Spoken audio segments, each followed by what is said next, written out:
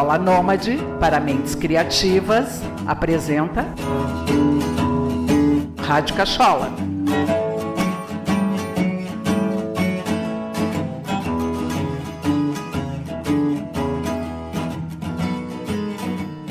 Olá, cacholeiros e cacholeiras, estamos aqui com a Rádio Cachola da Escola Nômade para Mentes Criativas, hoje trazendo o pessoal da Discola, que é uma startup super bacana de cursos online, que a gente até tem um curso com eles de criatividade, e a gente vai bater um papo hoje sobre o nosso assunto predileto, que é a criatividade.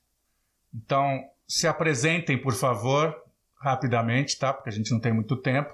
E tô brincando, vamos lá. Fale mais ou menos, fala só mais ou menos quem vocês são e a gente depois continua com o papo sobre a Discola. Olá, sou o Rodrigo, trabalho aqui na Discola já há mais de um ano. Eu sou responsável aqui por buscar os professores, fui eu que encontrei o Henrique para trazer para fazer o curso com a gente. Eu encontro os professores e trabalho com eles na modelagem desses conteúdos. Trabalho junto com o André. Olá pessoal, meu nome é André, sou um dos fundadores aqui da Discola. Fico preocupado porque foi o Rodrigo que encontrou o Henrique, então isso não sei se é exatamente uma boa credencial, mas é isso, eu cuido aqui principalmente da parte de educação e de também ajudar na modelagem de conteúdo. A Discola tem um pouco mais de 5 anos, mas a gente vai contar um pouco mais pra frente ao longo do programa. Obrigado pelo convite, pessoal. Vamos começar com... Bom, aqui é o Henrique Scló. Eu sou a Lena. Precisamos apresentar. Começar com qual foi o processo, né? Como é que foi a criação e o desenvolvimento da Discola? Como é que vocês chegaram hoje? Hoje a gente está aqui, só para localizar vocês, a gente está aqui no Cubo do Itaú, né? Que é um lugar super bacana de startups. A Discola chegou aqui há uns 3 meses, né? Perfeito. E ele realmente é um lugar que estimula muito o pensamento criativo, o trabalho criativo, e eu tenho certeza que eles já eram bons antes, vão ficar melhores. A Discola surgiu de uma inquietação nossa de querer aprender coisas novas de um jeito mais leve e mais prático. Então, a gente já estava todo mundo formado, já não tinha saco de fazer uma outra graduação, uma extensão, uma pós-graduação, coisa que levaria 1 ano e meio, 1 ano de estudo. Mas a gente queria aprender coisas novas que fossem úteis no nosso dia a dia de um jeito mais leve, mais prático, mais fácil. E aí a gente começou a organizar eventos presenciais, chamando quem era experto, né, na área, e para bater um papo, para contar o que eram esses temas novos, né, ou temas úteis para o nosso dia a dia. Então a gente falou de gamification, falou de open data, falou até de produção de cerveja artesanal, que era uma curiosidade que a gente tinha. Não era exatamente tão útil assim para o nosso dia a dia de trabalho, mas era uma grande curiosidade que a gente tinha para falar, para entender um pouco mais, enfim, era um grande passatempo. E aí o que a gente percebeu é que tinha além de ser muito legal, de ser muito prático, é que tinha uma demanda clara de muita gente querendo fazer esses conteúdos que a gente estava levando. Então começou numa roda de amigos e de repente um monte de gente estava se inscrevendo para fazer, um monte de gente que a gente não conhecia. E falou, como a gente pega esse negócio e leva para o maior número de pessoas possível? E aí a gente transformou esses encontros presenciais, que já tinha o nome de Discola lá, em 2011, numa plataforma e lançou o site no começo de 2013. E aí, desde então, a gente começou a evoluir em diversos processos, desde criação dos conteúdos, ciclo de aprendizagem, na própria plataforma em si, metodologias de ensino, e a gente tem uma diretriz hoje de ser uma escola que fala de temas relacionados principalmente ao mercado de trabalho, ao empreendedorismo, a negócios, a inovação, porque falar de cerveja é muito legal, falar de cinema é muito legal, mas a gente percebeu que a gente precisa dar um recorte um pouco mais que vai fazer diferença na vida das pessoas para quando elas estão no mercado de trabalho. Aquilo que o Rodrigo falou agora há pouco, qual é aquela expressão? Não é urgência? O que você tinha falado? Senso... Não, mas é urgência mesmo, né? Urgência, né? Quer dizer, vocês são especializados em cursos de urgência. A gente nunca tinha pensado por esse prisma, mas eu acho que é isso mesmo. Assim. O curioso, quando a gente testou, né, o curso de cinema, por exemplo, online, ele foi o curso que teve mais curtidas, que teve maior engajamento, que as pessoas mais compartilharam e que tinha menos venda. E aí quando a gente começou a investigar e falar com as pessoas assim, pô, por que você... Porque eu acho o tema maravilhoso, eu acho sensacional, só que é o seguinte, pra mim isso é hobby, eu preciso agora aprender uma coisa pra melhorar a minha vida. Aí você fala, opa, uma ferramenta, um modelo mental, alguma coisa. Não que o cinema não te ajude a trazer, mas ele é menos urgente, de fato. Então, talvez o próximo posicionamento da escola vai ser uma escola de urgência. Porque eu acho que o perfil hoje, eu acho, das pessoas, né? A partir dos millennials, essa coisa de querer as coisas mais ali na hora que eu quero, não ter a paciência de esperar, né, a coisa acontecer ao longo de um certo tempo, né? Quer aprender logo, quer fazer a coisa, pelo menos ter uma noção da coisa rápida. Eu acho bacana isso e entendo essa questão urgência, mas eu acho que isso poderia estar dentro de um pacote que é anterior à urgência, assim, entender aonde a urgência vai te levar. Então, ou seja, vários cursos onde te dão a introdução a um determinado assunto que te interessa, sabe? Em dois momentos eu acho que isso é importante. Assim. O primeiro momento é você ter o maior número de como é que fala? Não é cursos, de assuntos para escolher qual o da tua preferência. Escolhendo qual a tua preferência, você vai dar um ênfase maior naquele curso. Mas, fundamentalmente, para alguém que trabalha no setor criativo, ou se pretende, ou se vende como um criativo, é fundamental que tu tenha um pouquinho de noção em todas as áreas, né? E eu acho que a escola te oferece isso, assim, vários cursos surpreendentes, diferentes e que vão abrir a tua mente para futuras e novas conexões. Eu acho que isso é muito bacana. Isso do aprendizado rápido tem muito também característica dos nossos tempos, né? Há pouco tempo a gente teve uma conversa com uma pessoa do setor de educação que ele falou uma coisa muito interessante. No setor de tecnologia, por exemplo, quando você faz 4 anos de uma graduação, no momento que você se forma, as tecnologias que você aprendeu lá no primeiro período já são passado. Então, quando você faz um curso muito longo, muitas vezes você está muito bem preparado para o passado, né? Então, isso de você aprender cada vez mais rápido, escolher uma habilidade e já aprender ela logo de cara, é muito útil nesse nosso mundo rápido que a gente tem hoje, né? Eu acho que também tem a questão da multidisciplinaridade, né? A pessoa hoje não pode ser só uma coisa, né? Ela tem que pelo menos ter noção de outras, né? Tá bom, eu sou, sei lá, redator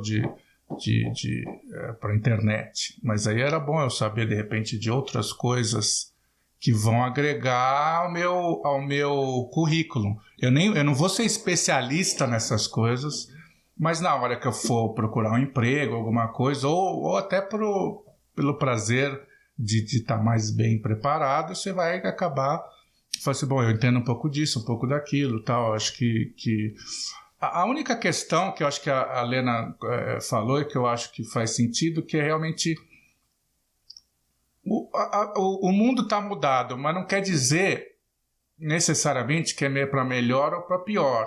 A gente nunca sabe, né? Isso aí tem que ter uma perspectiva histórica para a gente saber. Mas dá a sensação de que as coisas não estão se aprofundando, ninguém está se aprofundando em nada. Então, assim, talvez não precise. Eu até escrevi já um artigo falando assim, a gente não vai precisar entender nada, a gente vai ter acesso ao conhecimento. A gente mesmo não vai precisar, o nosso cérebro ele vai estar mais livre para fazer as conexões, mas você não vai precisar você adquirir o conhecimento, você vai ter ali acesso. Perfeito.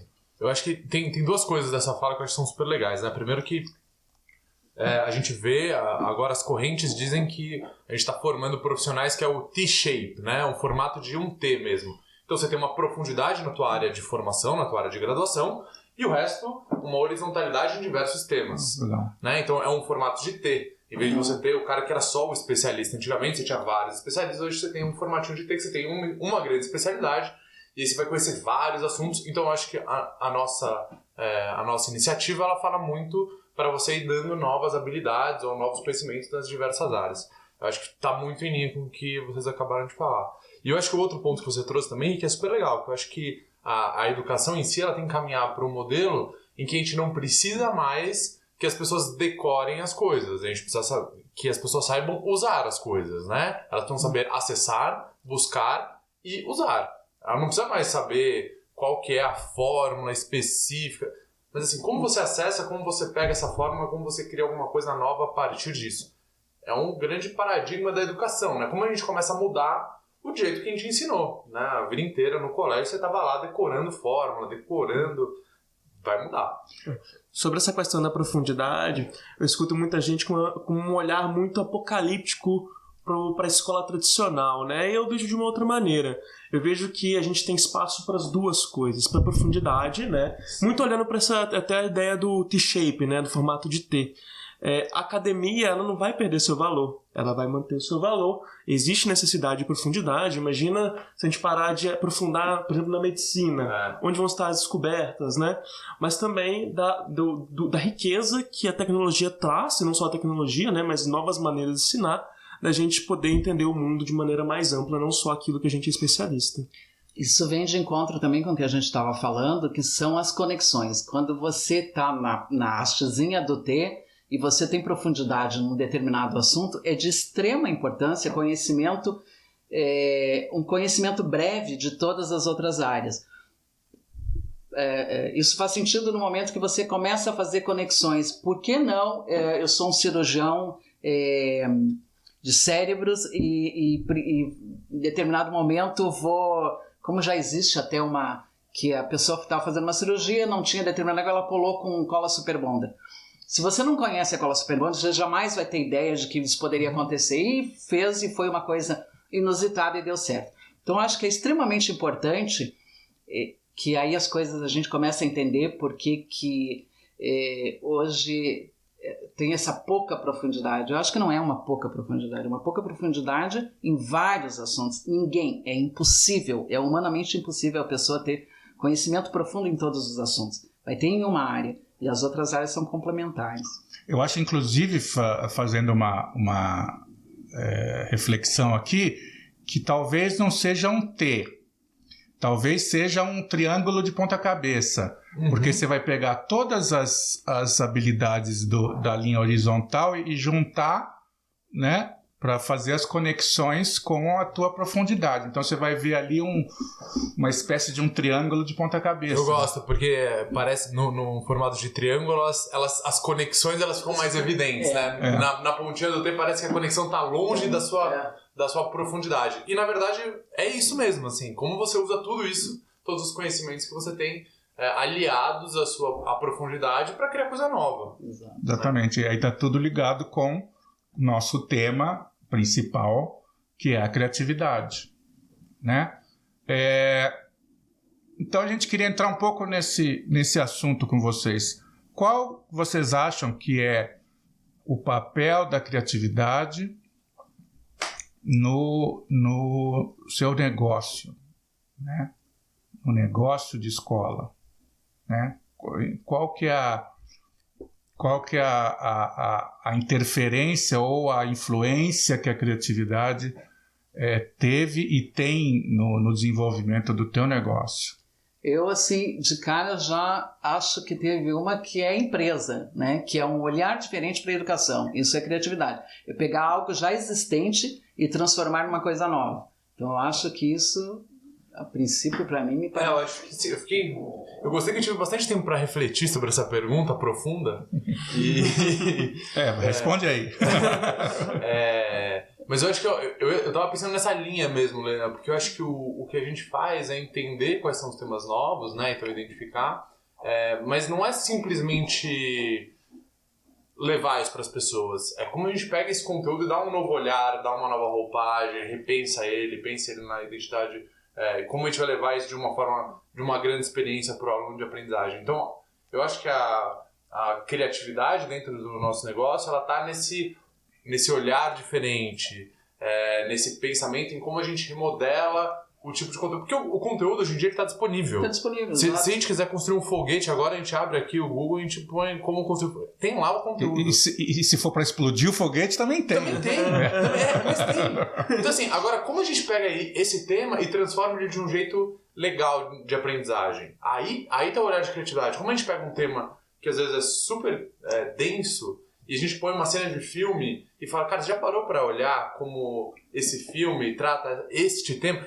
Como o Henrique diz, é o olhar subversivo, né? Como a gente pega e mescla temas, mescla experiências, cria cenários análogos para deixar mais fácil para o aluno entender. Então, me parece que a criatividade ela está inerente ao nosso negócio, porque a gente tem que estar constantemente pensando no melhor tipo de experiência para o aluno.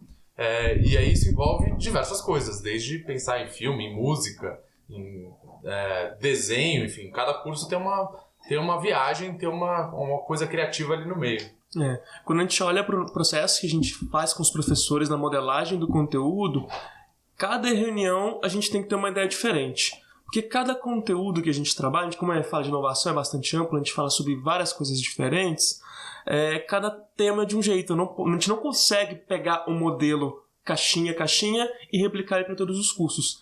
Todas as conversas têm que trazer coisas novas, trazer maneiras diferentes de aprender. Ensinar para um aluno online criatividade, ensinar para ele, por exemplo, um Canvas, né, que é uma metodologia um pouco mais fechada, tem características diferentes. Então, para você... Tem curso, por exemplo, que a gente cria histórias, né? A gente literalmente criou histórias, personagens para poder explicar como os conflitos acontecem, por exemplo. Então, toda hora, cada reunião de professor, a gente está criando coisa nova. E eu acho que tem uma coisa legal também, o Rodrigo pode falar bastante, que assim, a gente...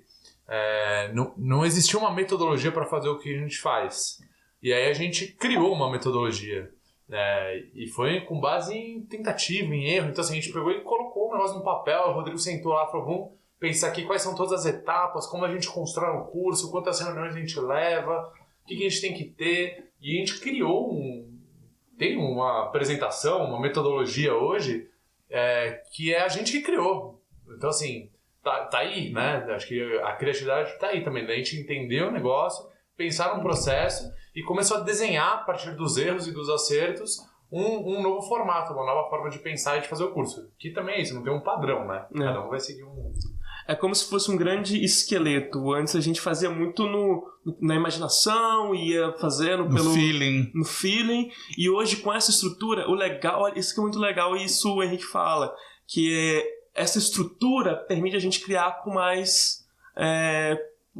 com mais liberdade, porque a estrutura nos garante que ao final a gente vai ter um curso bacana. E no meio, né, o recheio do que acontece nessas reuniões que estão estruturadas é pura criatividade.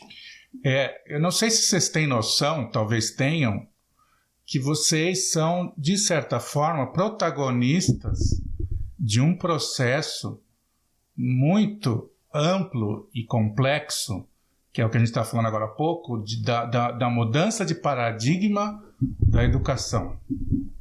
A gente não está aqui só falando de antigamente as classes eram parede branca, agora pinta de azul, né? Quer dizer, é uma mudança radical de como se ensina as pessoas, desde lá de baixo, desde do jardim de infância até a faculdade. Talvez acabe, inclusive, toda essa estrutura de primário, de ensino fundamental, e faculdade, talvez acabe se criando uma coisa completamente diferente. E isso é uma revolução extraordinária, porque realmente eu acho que é um dos fatores que a tecnologia está mais interferindo, ou pode interferir, talvez ainda não, mas por enquanto fica aquela coisa de usar tablet, usar não sei o quê, quer dizer, ainda está, acho que talvez num momento... A superfície, ainda, né? Superfície, Então... Eu acho bacana assim, o que o Rodrigo falou, que é a questão da estruturação do pensamento para poder fazer uma coisa criativa. Porque normalmente as pessoas acham que criatividade é o caos. E é o caos, num determinado momento, e inclusive ele citou isso, no primeiro momento foi meio que no feeling, na vontade de fazer. Aí isso é um primeiro passo. Depois, para ficar bom realmente, para ser inovador realmente, você tem que pegar toda essa sua energia que colocou no início e fazer um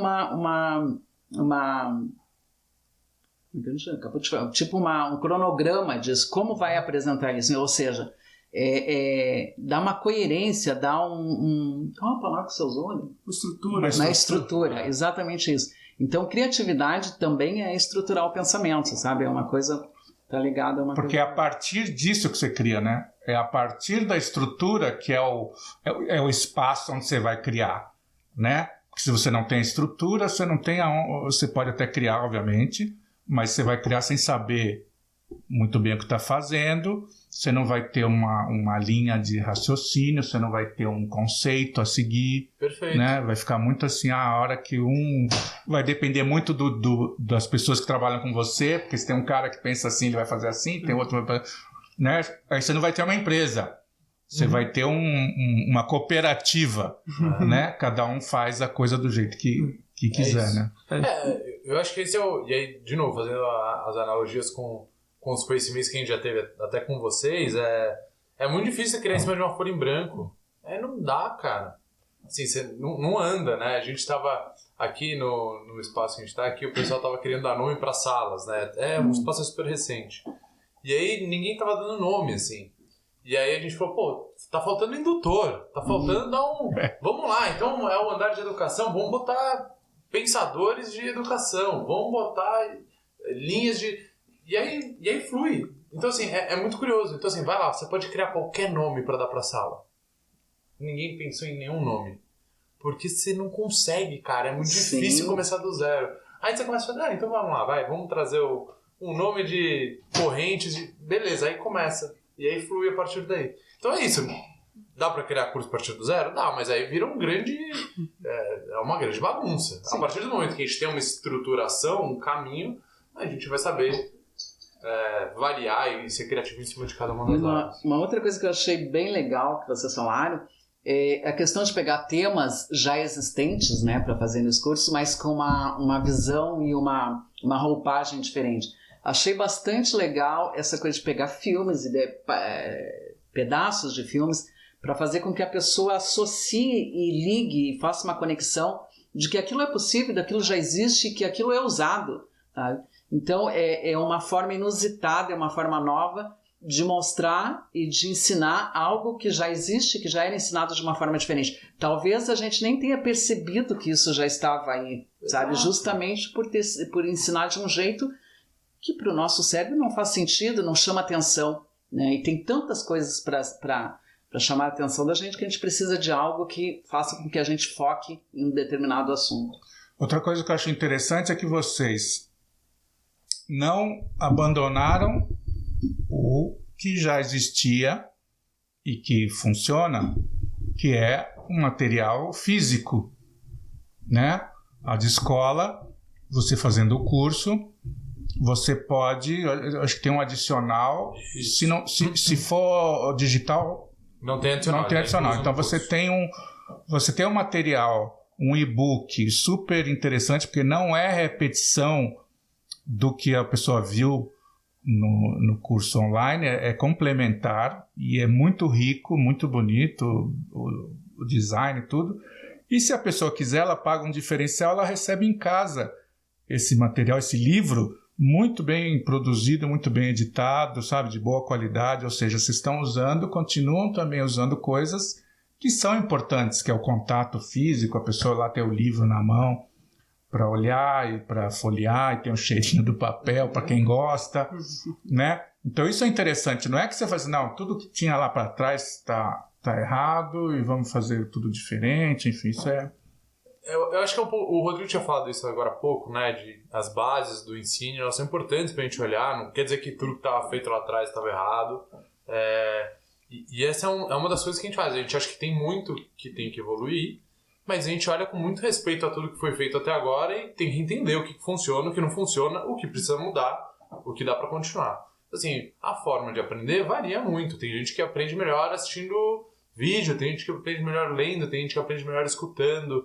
Como a gente mescla tudo isso para ter uma grande experiência de aprendizagem? Que afinal de contas é o que a gente tem feito, né? Criar grandes experiências de aprendizagem. Então, às vezes falar de certas coisas no vídeo não é tão legal, não é tão engajador. A gente leva isso por e-book. Às vezes dar diretrizes para o aluno continuar aprendendo no vídeo é uma coisa mais difícil de acessar. No e-book tá ali, tá com ele, tá fácil. ele vira uma forma nova de acesso. Então, como a gente equilibra todos esses conteúdos e onde a gente encaixa cada uma dessas coisas. E por isso que o e-book é um material que é super bem avaliado, as pessoas adoram, é um material que evoluiu muito.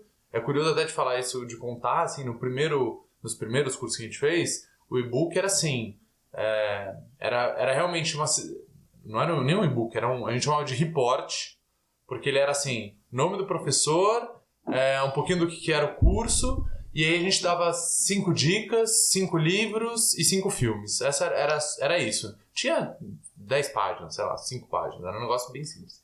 E aí quando a gente começou a falar com os alunos falavam, olha, isso é muito legal, eu adorei, mas, pô, não dá pra falar um pouco mais daquela teoria que o professor não falou tanto? Aí você fala, putz, então aqui talvez tenha um caminho legal da gente aprofundar conteúdos, de dar novas diretrizes.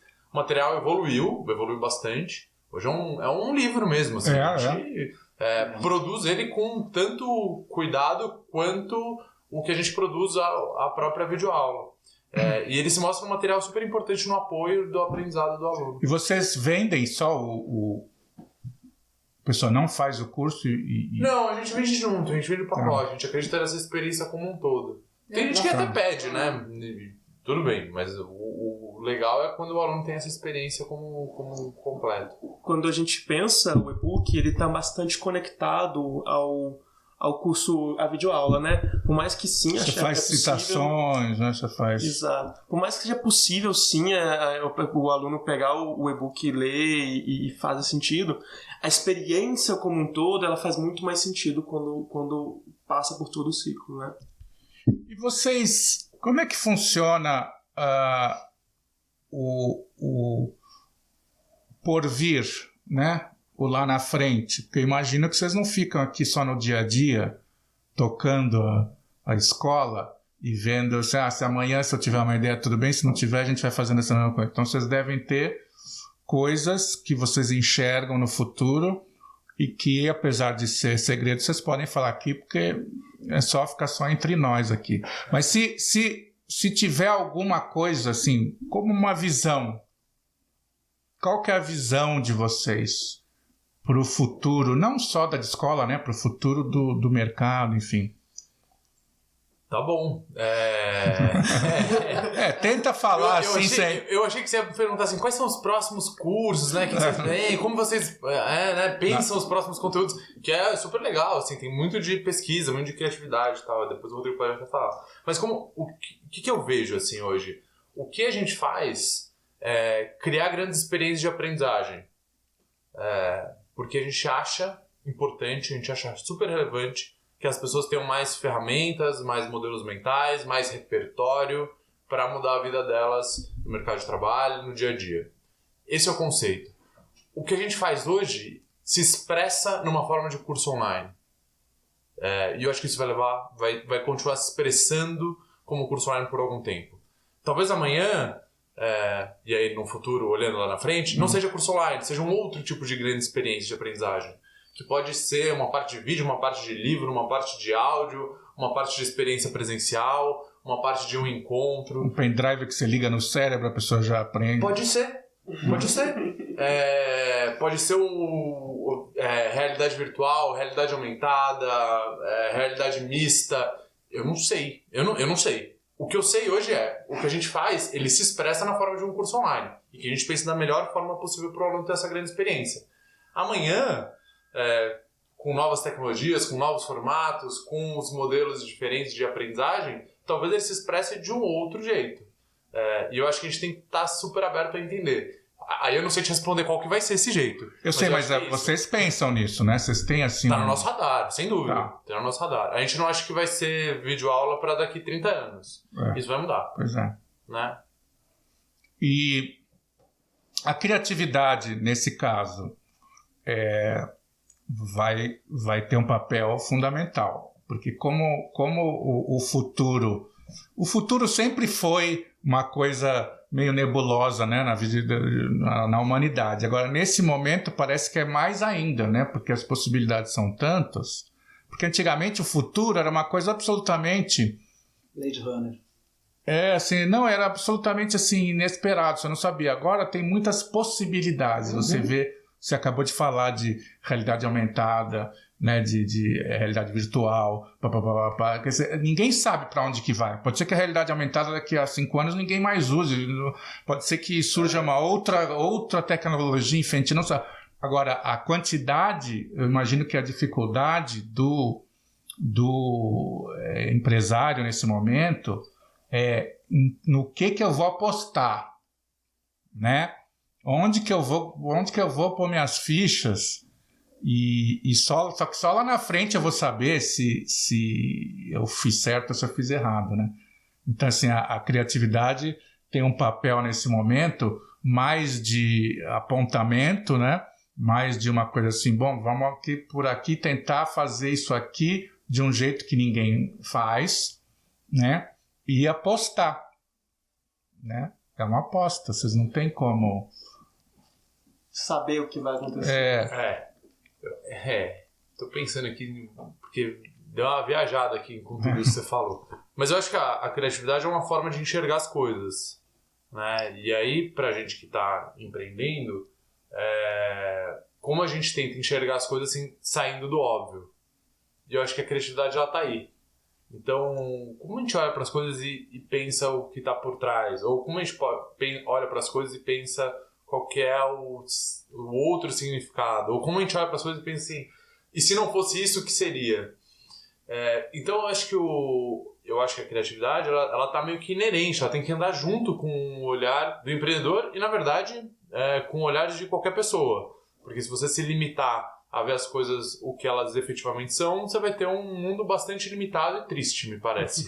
Assim, é que no século passado, você podia abrir uma empresa quando jovem e se aposentar, ela não mudava muito.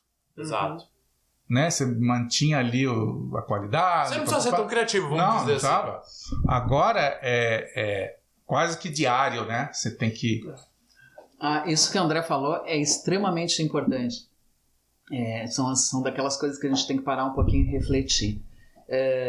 Isso é um copo, mas o que poderia ser, sabe? Eu acho que isso é o grande sucesso de vocês. Exatamente esse, assim, como é um ensino e como poderia ser, né?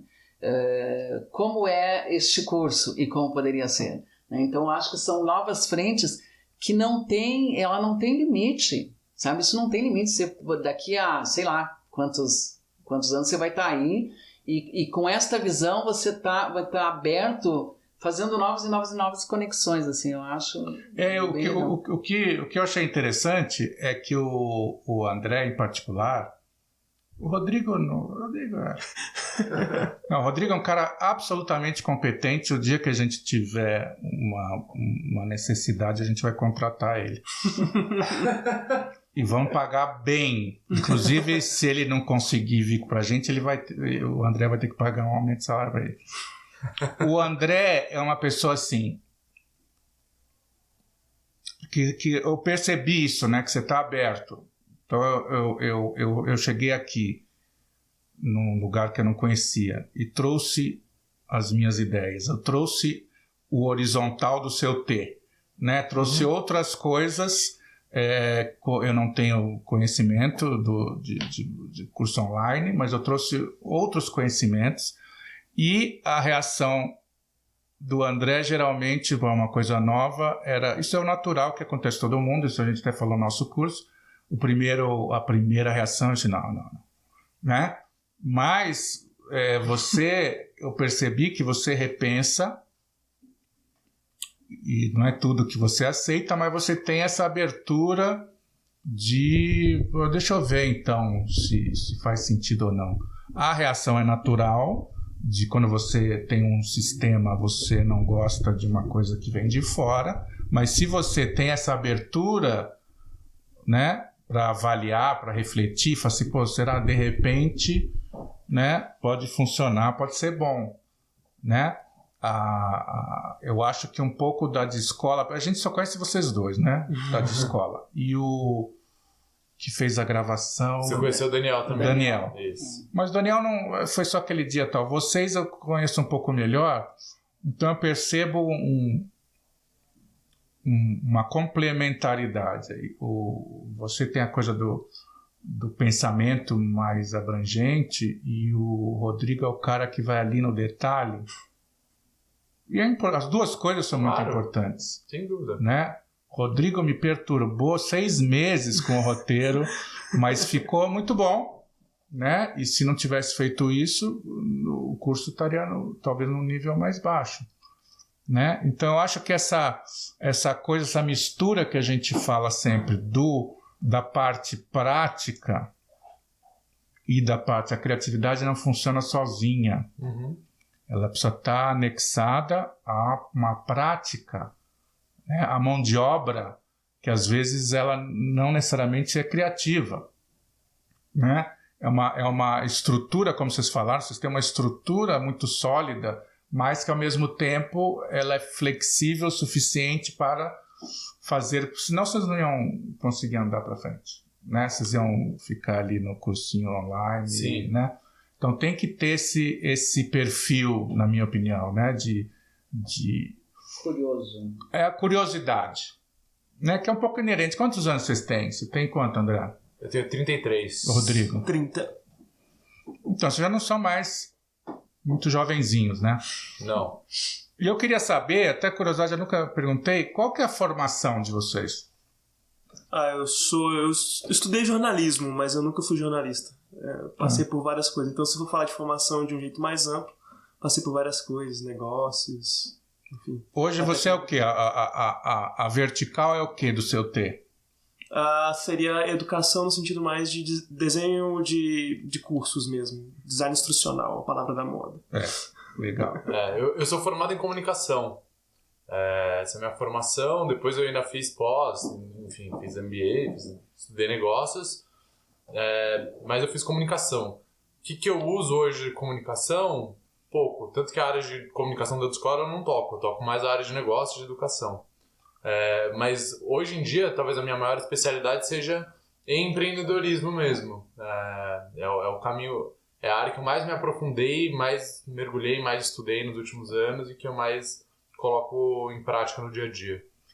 Mas eu percebi que você se envolve também no produto, né? Sim, no produto. Você estava ali sempre. Sim. Né? A gente discutindo, você estava lá na gravação do... Porque foi uma coisa que eu fazia no começo, né? Como toda startup, assim, você faz tudo, né? Então eu ia lá e encontrava o professor, que era o papel do Rodrigo hoje, eu fazia. Então eu ia lá, encontrava o professor, modelava não com tanta precisão quanto o Rodrigo faz hoje, mas eu sentava lá com o professor e batia um papo e a gente chegava em um modelo. E depois o Daniel entrava, gravava, editava, eu escrevia o e-book inteiro, e era isso. E a gente começou assim, até trazer as pessoas para irem, pessoas melhores que a gente, né? Essa é a lição que a gente aprende. Tem que trazer gente melhor que a gente para escrever, para modelar e tal. Então eu ainda tenho um pouco desse repertório, né? De ter participado de muita produção de curso, ainda tenho bastante o olhar de entender e de dar algumas diretrizes do jeito que a gente já aprendeu bastante como funciona. Então sim, eu me envolvo bastante na área de educação, mas eu saio cada vez mais, deixo o pessoal que está vindo tocar cada vez mais, e a tendência é essa, eu vou cuidar mais da parte estratégica do negócio. Putz, Rodrigo, o próximo curso então a gente não vai precisar... Não, precisa Ele não vai se meter, a gente vai ser mais fácil a gente fazer o curso. Uma coisa que você falou que me lembrou, o Milor Fernandes tinha uma frase muito boa, que assim, o empresário inteligente é aquele que contrata pessoas mais inteligentes do que ele. Né? Como é que é? Quem contrata pessoas mais inteligentes do que ele é mais inteligente do que elas. É uma coisa desse tipo.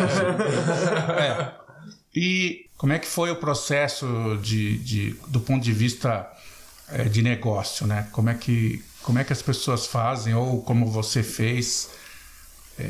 quando você começou, e como startup, assim, como é que são as etapas que vocês passaram até chegar hoje como uma empresa já mais ou menos sólida? A gente não tinha a menor ideia que a gente era uma startup. A gente começou com alguns caras curiosos, querendo aprender mais sobre temas que a gente sentia falta.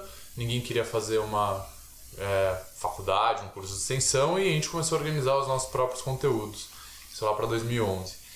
Aí a gente não sabia, esse termo startup nem era tão falado assim, era uma coisa bastante... 2011 que vocês começaram?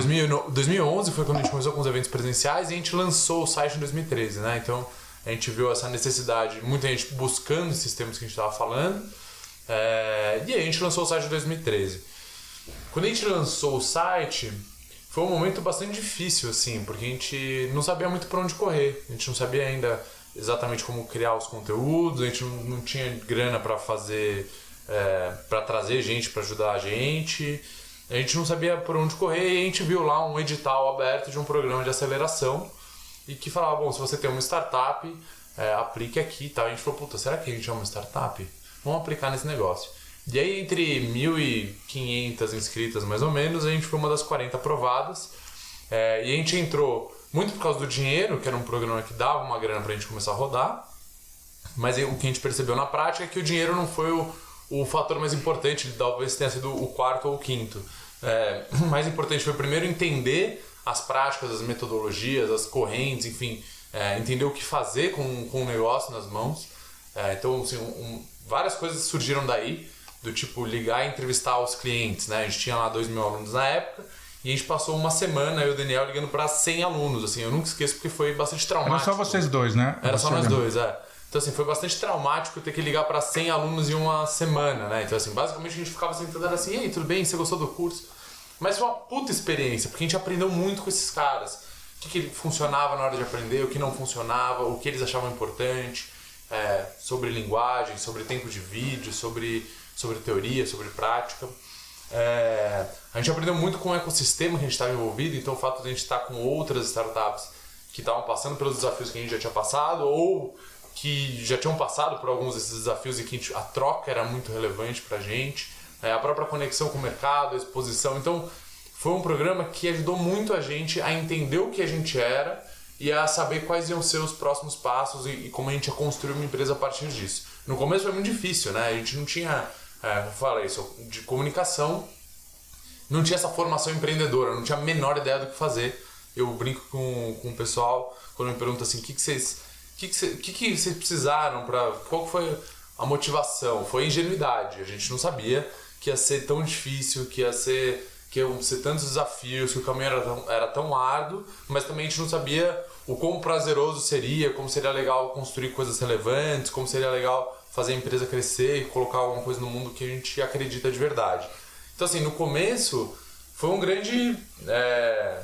Foi meio do nada, assim. Foi uma inspiração de coisa que a gente queria fazer, mas que ela foi se moldando ao longo do tempo com os aprendizados que a gente teve em programas de aceleração, né? A gente passou pelo CID em Belo Horizonte em 2014, depois pelo Lisbon Challenge em Portugal e pelo Startup Chile em Santiago.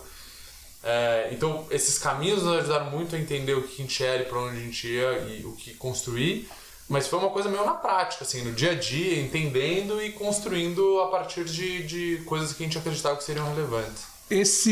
Essas aceleradoras, elas são meio sócias de vocês hoje? Como é que funciona isso? Geralmente os programas de aceleradoras, as aceleradoras são... no nosso caso especificamente, a gente optou por aceleradoras que tinham programas equity free. Então são programas que elas não pegam uma participação societária da empresa. Você tem que ter outras contrapartidas. Por exemplo, os programas que a gente passou, eles eram programas governamentais para fomentar o empreendedorismo nas regiões das quais a gente participou. Então a contrapartida do programa do CID, por exemplo, era ir para Belo Horizonte e fomentar o empreendedorismo lá. Então a gente teria que levar a empresa para Belo Horizonte, ficar lá por um período de 6 meses e fazer atividades empreendedoras em regiões de Belo Horizonte, a mesma coisa no Startup Chile, a mesma coisa em Portugal. Então a gente optou por esse tipo de programa. Geralmente as aceleradoras elas ficam com uma porcentagem, um equity da empresa. E sobre aquilo que você está falando, né, de como foi o processo, eu acredito que esse é o melhor jeito de se aprender alguma coisa, com a experiência. A gente fala na minha teoria que é o seguinte: você pode aprender de 2 jeitos, ou com repetição de alguma informação que alguém te te passa ou com experiência pessoal. Então, assim, põe a mão no fogo. Como é que você aprende melhor que o fogo queima pondo a mão no fogo? Você pode aprender também a pessoa falando, fogo queima, fogo queima, fogo queima, né? Você só vai saber de verdade quando você sentiu o calor na pele. Vocês podiam ter feito um curso, né, sobre como se faz uma empresa. Não quer dizer que não ia dar certo, enfim, mas é que eu acho que o melhor jeito, porque vocês acabaram criando o seu jeito, que não é necessariamente o que todo mundo faz. Perfeito. O exemplo que eu dou é dos grandes roqueiros dos anos 60, 70, que aprendiam sozinhos a tocar. Eles colocavam um disco na vitrola e ficavam tentando copiar. E aí surgiram técnicas diferentes, eles criaram modos diferentes, inclusive especialistas dizem que alguns tinham uma mecânica absolutamente errada, assim, entre aspas, né? Então você fala do Jimi Hendrix, o John Bonham, o baterista do Led Zeppelin, que as pessoas olham e falam, como é que o cara, né, era um dos melhores bateristas da história e tal. E hoje tem muita escola, na época não tinha escola nenhuma assim de prestígio, e hoje tem várias, uma conhecida de Berkeley que bota no mercado ali milhares de pessoas todo ano, virtuosos, pessoas que sabem tudo de música, mas que não tem aquela coisa diferente, né? Então você não vê um gênio hoje, um cara surgir e falar, pô, esse cara é diferente. Por quê? Porque todo mundo aprende na mesma cartilha. Todo mundo aprende as mesmas coisas. Os T's são iguaizinhos, né? E os T's iguaizinhos vão gerar pessoas iguais que tocam. Um vai ter mais talento que o outro menos, tal. E outra coisa, tem uma história que eu acho bem conhecida até, de um senhor, de um cara que tinha uma barraca de frutas. E aí ele ele era muito bom de negócio, ele foi crescendo, mas ele nunca tinha estudado nada, né?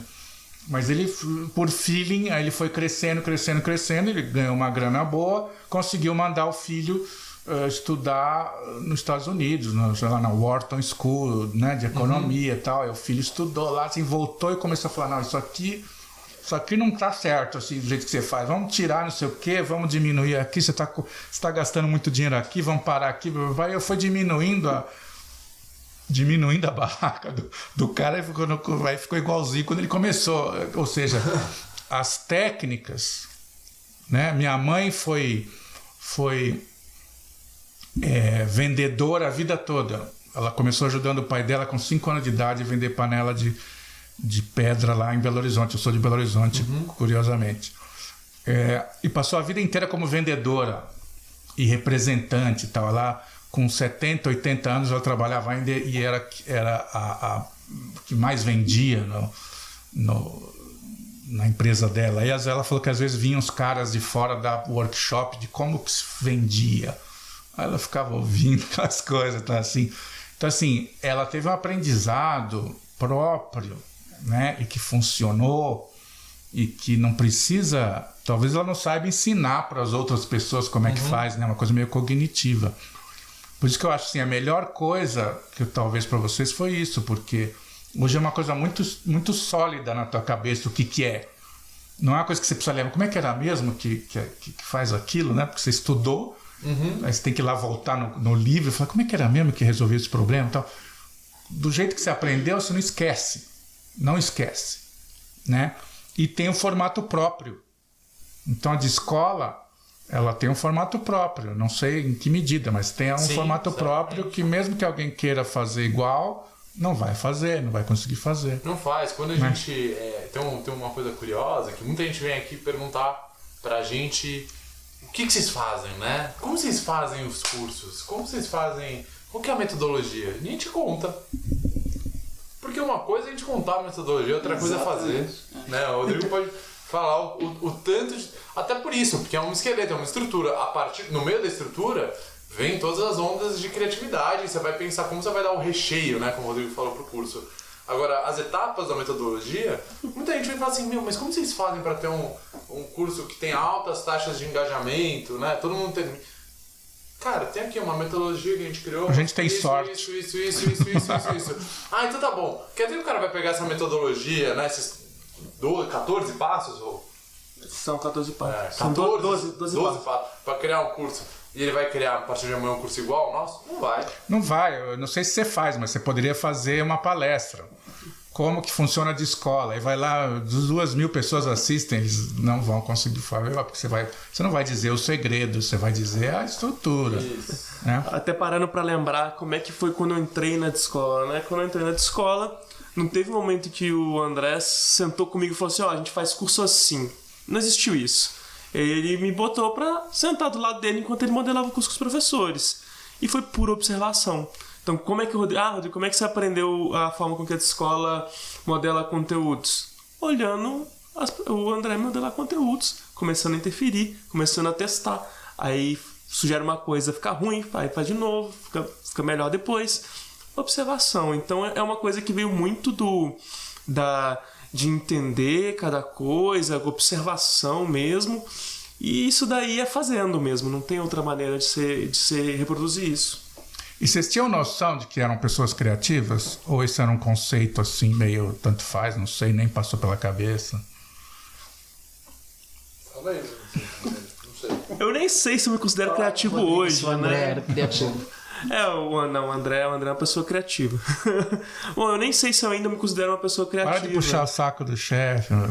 Mas tem que fazer, Tem que né? fazer, tá certo. Como é que sobrevive? Não, mas eu nem sei se ainda considero uma pessoa criativa. Eu acho que a gente criou coisas aqui dentro que estimulam a gente a criar coisas legais, né? Muito mais do que sentir pessoalmente criativo é como a gente cria esse ambiente, essa maneira de fazer as coisas que permitem que a gente crie coisas novas. Acho que a grande coisa é essa. É aquilo que eu falei, né? Que as sugestões que eu dava, a primeira frase que o André falava assim, não é assim que a gente faz. Mas... Porém... mas sempre tinha um mas, tinha um porém, vamos ver, vamos pensar e tal. Isso eu acho genial, porque assim, é isso. Primeiro, se aceitar muito rápido, tem alguma coisa errada. Não é verdade? Pô, você é um especialista, eu chego e tenho uma ideia assim, aí eu tenho uma outra ideia assim, pois cara, né? Não, você tem uma estrutura que você tem lá, já está pronto, e você ouve a coisa de fora, quem sabe aquele meu processo que eu falei, né? Quando eu vejo uma coisa muito boa que está relacionada ao meu trabalho feito por outra pessoa, num primeiro momento eu fico com raiva da pessoa por ela ter feito, depois fico com raiva de mim, de não ter pensado, e depois no terceiro passo eu falo assim, não, agora eu vou pegar isso aqui e vou fazer minha alquimia e vou transformar, né, vou mexer na minha coisa e vou estimular, porque a concorrência é uma coisa fundamental, né, em todo esse processo, né. Vocês observam muito outros modelos de escola online, assim, fora do Brasil? Como é que... A gente observa bastante, assim, tem bastante coisa nova, tem bastante iniciativa de educação surgindo, tem bastante modelo, acho que fora do Brasil tem vários, dos modelos mais extensos de graduação mesmo, então você consegue fazer uma graduação inteira online, há modelos mais curtos, de cursos livres, são mais parecidos com o nosso. Há cursos, por exemplo, agora tá bem famoso, que é o Masterclass. Então... É genial esse coisa. Ele é super legal, mas ele tem coisas do tipo... Você vai aprender cinema enfim, você vai aprender a redação. Não são urgentes. Não são temas urgentes. Só que é com gente... né? Então eu acho que é super legal. Eu acho que ele funciona muito bem. Por exemplo, eu acho que ele não funciona tão bem pro mercado brasileiro. Eu acho que ele pro mercado dos Estados Unidos ele vai voar, enfim, não vai voar, né? Já tá voando. Já levantaram 2 rounds de investimento, enfim, mais de 40 milhões de dólares. Tá gigantesco, porque de fato faz muito sentido. A gente ainda tem uma particularidade aqui no mercado brasileiro. Né? Talvez no mercado dele seja urgente você aprender a dirigir um filme, aprender como atuar, aprender como, né, escrever um roteiro, aprender como escrever um livro, ou seja, assim... numa sociedade que é mais assim, o valor da arte, né, tem um valor financeiro, porque eles né, a arte lá, o entretenimento é um negócio pesado. É um super, né? negócio, é um mercado realmente faz muito sentido isso que você está falando, Henrique. Lá é um mercado absolutamente desenvolvido, com muitas portas. Aqui é uma coisa muito incipiente, né? Muito porque eu fiquei assim... fica mais hobby, né? Eu faria por hobby, por puro hobby. Pô, o primeiro que eu vi, eu fiquei encantado, que é um cara que eu sou fã, que é que é o... Eu sou fã, mas esqueci o nome dele.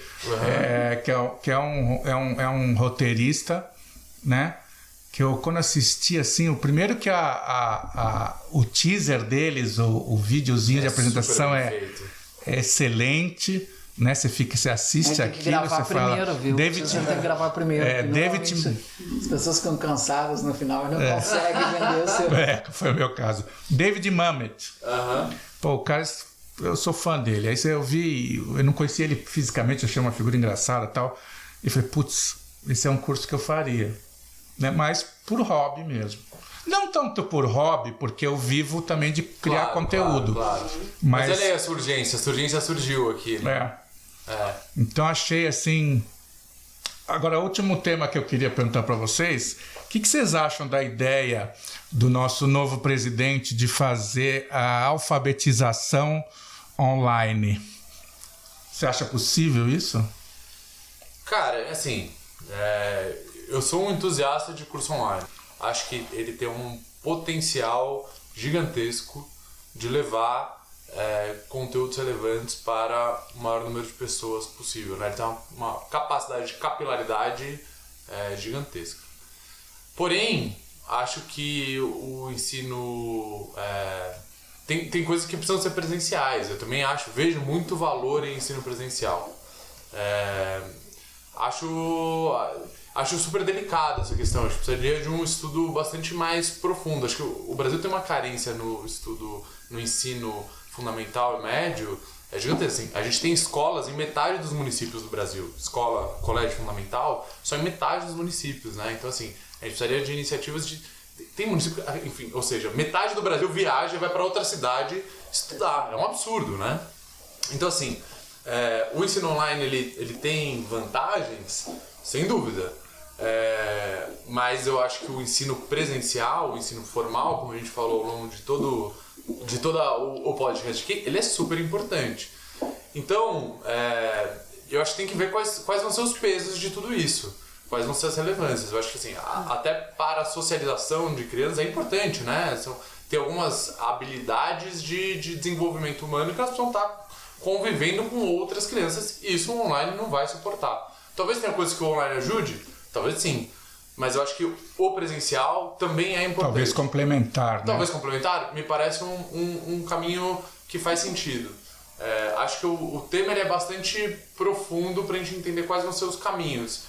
Agora, eu acho que esse é o caminho, assim, né? A gente teria que pensar mais em como a gente desenvolver todas as habilidades do aluno, né? A gente também, outra coisa que a gente falou aqui ao longo de todo o tempo, como a gente faz que se torne uma grande experiência de aprendizagem. O que a gente está fazendo aqui no online a gente pega um conteúdo e leva ele da melhor forma possível para a pessoa aprender online.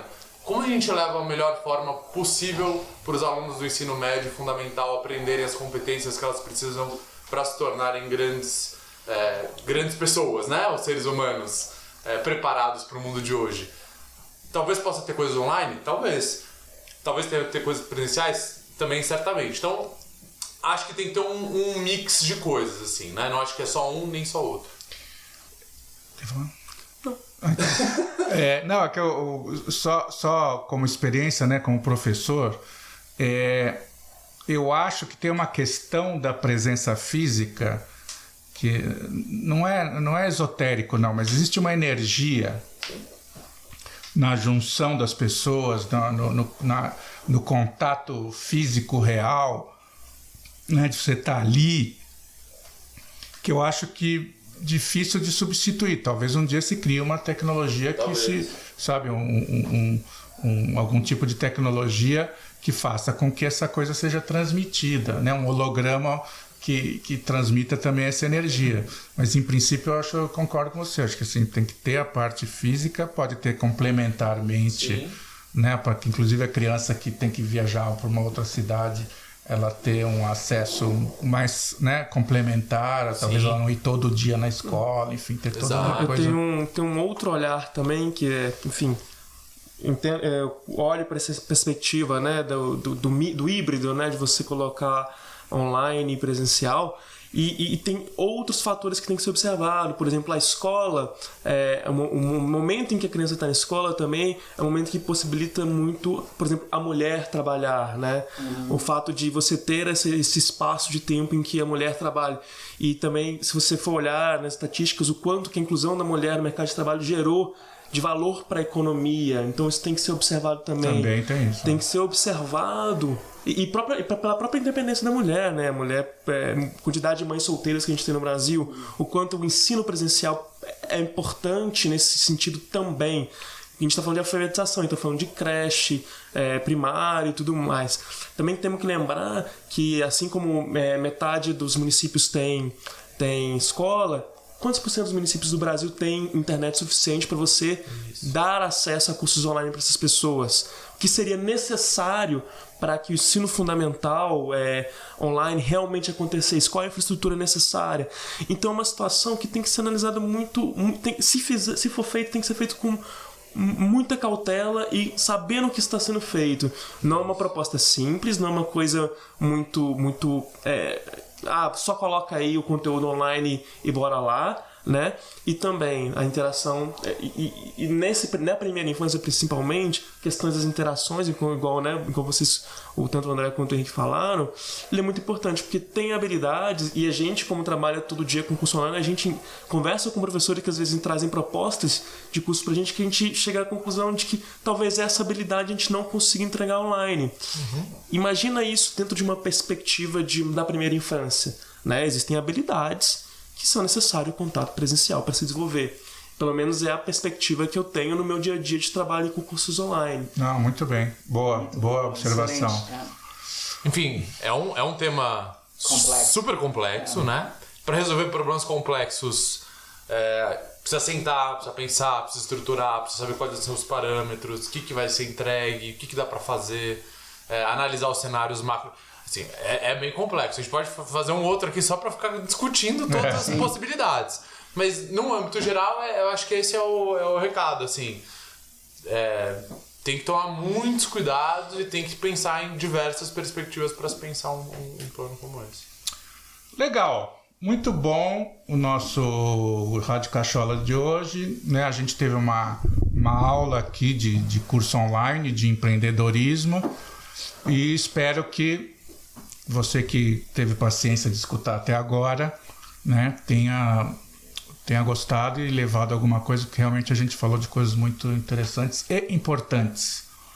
Então, gostaria de agradecer o André, o Rodrigo. Nós vamos colocar um link com Isso vai depender do patrocínio, porque da escola. A escola, a gente só está fazendo esse podcast porque eles vão patrocinar a gente, né? Perfeito. Certamente. Então a gente vai pôr o link da escola, a gente vai mostrar para vocês, assim, vale a pena, eles têm uns muito bons cursos aqui, preços módicos, preços acessíveis, e são rapazes muito talentosos, realmente essa é uma empresa que a gente fica muito feliz de ter uma parceria com eles. Muito obrigado. Obrigado a vocês, obrigado pelo convite, obrigado pelo papo. É sempre inspirador estar com vocês. A gente sempre sai assim com a cabeça meio fervendo quando conversa com vocês, né? Então vem coisa... Para o bem e para o mal. Para o bem e para o mal. Fala, puta, aquilo foi uma puta abobrinha que a gente falou, ele é louco. E tem coisa que você fala, olha, que coisa legal. E eu acho que é isso, assim. Mas a verdade é que depois de cada papo a gente sai diferente. E eu acho que isso é bom, né? Então, obrigado por esse papo, por essa troca de ideias aqui. Tô junto com o André nessa. Tchau. Posso ter as palavras dentro das minhas. Eu agradeço muito aí a oportunidade de trocar uma ideia com vocês. Também enriquece muita gente aqui também. As próprias reflexões, as perguntas boas perguntas são geralmente base para muita reflexão. Eu acho que dá um curso aí, como fazer boas perguntas. Como fazer boas perguntas. Bem legal isso. Olha aí, ó. Bem legal. Viu como a gente pensou aqui rapidamente, usando os recursos? Já vê negócio em tudo, cara. Já vê cifrão em tudo. Bom, então, cacholeiros e cacholeiras, muito obrigado pela audiência. Obrigado, eu falei que nem o Galvão. Obrigado pelo carinho, obrigado pela audiência. E Até a próxima. Até a próxima. Rádio Cachola, da Escola Nômade para Mentes Criativas. Tchau, um abraço. Tchau. A Escola Nômade para Mentes Criativas apresentou Rádio Cachola.